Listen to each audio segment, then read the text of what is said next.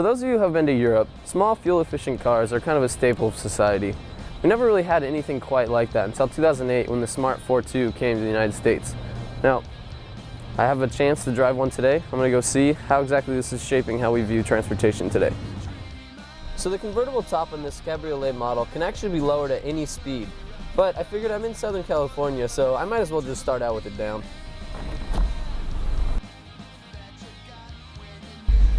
So the power plant for this Smart ForTwo is a 3-cylinder, 1-liter engine. It's right behind me under the seat. It puts out about 70 horsepower and 68 foot-pounds of torque. That power comes through a 5-speed automated manual transmission. Basically what that means is you have a manual transmission without a clutch. So it still shifts, it still starts like a manual transmission, you just don't have the third pedal. So this car is definitely made for the city. Being only 9 foot long, you can park it in pretty much every spot you can find. And the engine gets 33 miles to the gallon in the city and about 40 on the highway. So you're going to get quite a distance between fill-ups. So driving this car, you're going to be less concerned about how it looks on the outside from what you're going to get in the inside, since that's where you're going to be the whole time.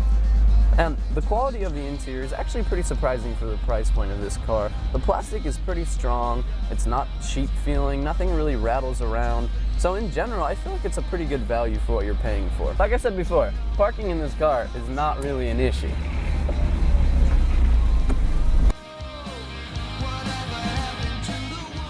Unfortunately, the only option you have transmission-wise when ordering a smart car is this 5-speed automated manual. That's too bad too, because the shifts are very jerky, they're kind of unpredictable. You don't really know when it's going to shift.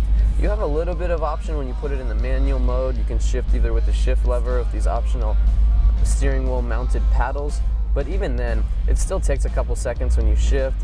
You kind of jerk a little back in the seat. Other than that though, the ride is pretty smooth, the suspension is good, it feels like I'm driving a car, but I still have kind of the feel of a go-kart. It's fine in the turns, it doesn't feel like it's going to roll. It's actually an enjoyable ride other than that jerkiness of the transmission. The one thing I definitely notice when driving this car is the amount of attention it gets driving down the street. Everyone's either looking or pointing or saying how cute the car is. That's probably one thing you should consider when buying this car, is whether or not you want that sort of attention. On a nice 72-degree, sunny Southern California day, it is nice to drop this top, take the roof off, and take these little door sills off if you really want. But in general, I don't think $4,000 extra just for this Cabriolet is really worth it. I mean, this car is not a car you want to cruise in. It's more of a get from point A to point B economically while still having a little bit of fun. That being said, I'm not sure if I would go from 12,000 base to 16,000 base to get the convertible top.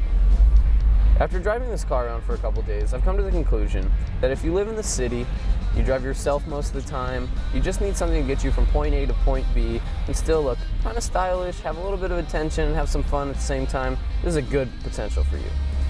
That's not quite the case. If you need to drive more than one person, if you need to carry some stuff, this might be a good second car if you have the ability to have a second car, or maybe just something that you would drive for fun every once in a while, but probably not something that you would have as your only car.